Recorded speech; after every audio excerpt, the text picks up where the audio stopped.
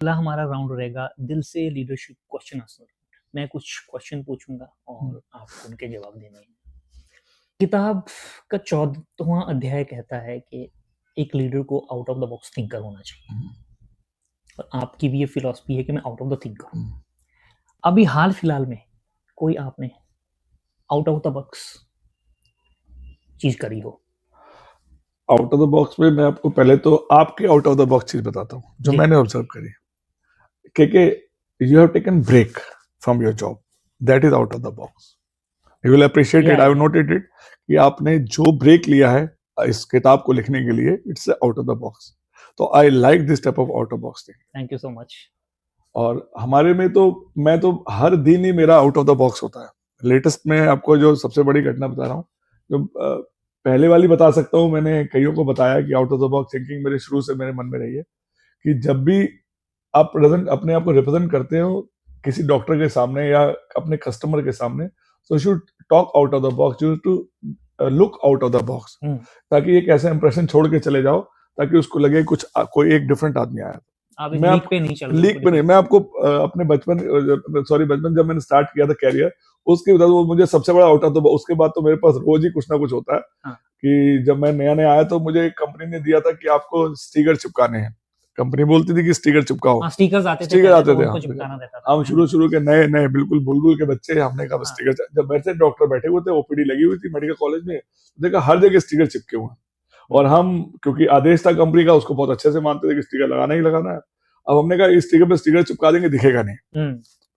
फिर हमने थोड़ी देर सोचा कि भाई लगाए का, पूरा तो जगह भरा पड़ा है और स्टिकर लगाना है। हाँ। तो फिर मुझे एक जगह दिखाई देगी, मैंने कहा लगेगा तो यहीं लगेगा, घेरा का स्टिकर वहीं लगेगा। फिर मैं उस जॉब को, फिर मैंने थोड़ी देर अपना होल्ड किया। फिर उसके बाद मैंने कहा ये सब ओपीडी खाली हो गई। फिर मैं आया घूम के, मैंने कहा कोई नहीं है, तो मैंने उनकी मेज के ऊपर स्टूल रखा और पंखे को पूरी तरह अपने उससे स्टिकर से भर दिया। पंखे के ऊपर स्टिकर लगा दिया। क्या बात है। और सारी दुनिया ने देखा, सबने अप्रिशिएट करा और सबने देखा हाँ कुछ चल रहा है। और ये out of the box thinking मेरे अंदर। नहीं, ये बहुत इंटरेस्टिंग है। हाँ, इवन डेक्सोन हाउस जो लिखना भी आउट ऑफ द बॉक्स है। इवन जो मेरे को मिला है, जो ओनर्स ने दिया है, वो भी आउट ऑफ द बॉक्स है। हर चीज आउट ऑफ द बॉक्स चलती है। और मेरा डेक्सोनेंज भी you can say is a product out of the box है, लीक से हटके है।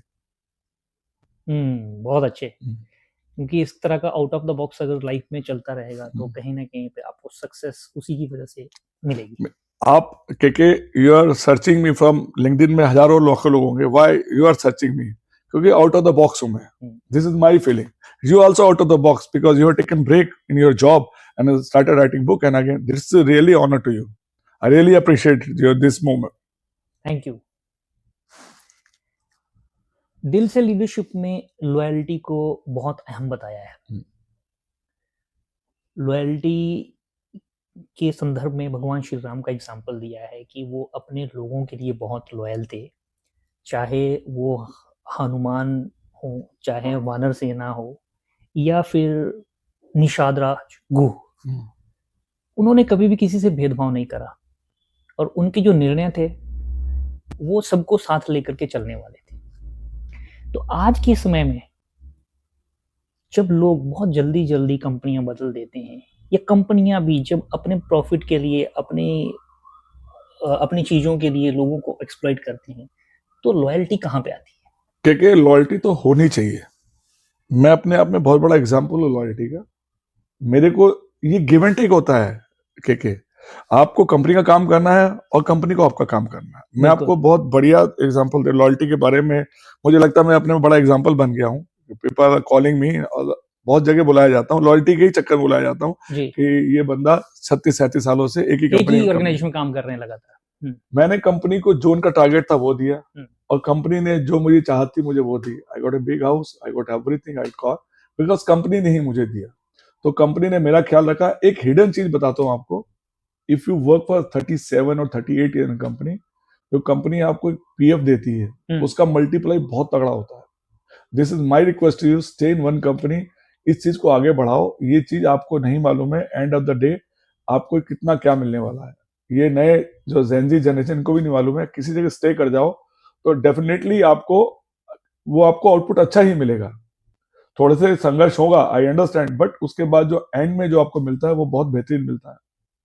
जो प्रॉफिट मिलेगा बेहतर I can not figure out, I have to need my calculator also how much company is going to give me after 37 or 38 years, still 2 years are remaining, और ये approximately 40 में मुझे एक handsome amount देगी. That is called a loyalty. बहुत अच्छे से define करा आपने इसको. रेप्रिमांड, बुक में लिखा है कि रेप्रिमांड, लोगों को डांटना जरूरी है जब काम नहीं होता है, बट ये रेप्रिमांड 2 मिनट का होना चाहिए. उसके बाद उस व्यक्ति को, उस आदमी को, रैप हो, मैं एरिया मैनेजर हो, उसको नॉर्मल कर देना चाहिए. उसको वैसे ही घर नहीं जाने देना चाहिए.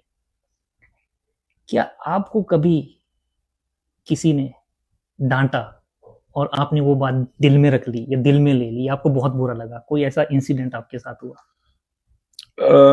मैं बिल्कुल हुआ है इस डेज में. मेरे को एक बारी, मैं आज से 15-16 साल पहले डाउन जा रहा था. होता ही है, you can, it's a natural phenomena, it has to be down. तो मुझे एक बंदे ने पूरा गुस्सा दिला दिया था, गिरा अब तुम गए. उसके वर्ड मुझे आज तक याद है, द वे ही स्पोकन. तो मुझे बुरा लगा, लेकिन मैंने उस चीज को आग की तरह लिया और मैंने कहा मैं पलट के आता हूँ वापस. और मैं पलट के आया, लेकिन मैंने उसका बुरा नहीं माना, क्योंकि उसने मुझे अंदर तक हिला दिया था. गिरा अब तुम्हारा टाइम खत्म हुआ, now you have to go. I am talking 50, मतलब 20 साल में टारगेट अचीव कर चुका था.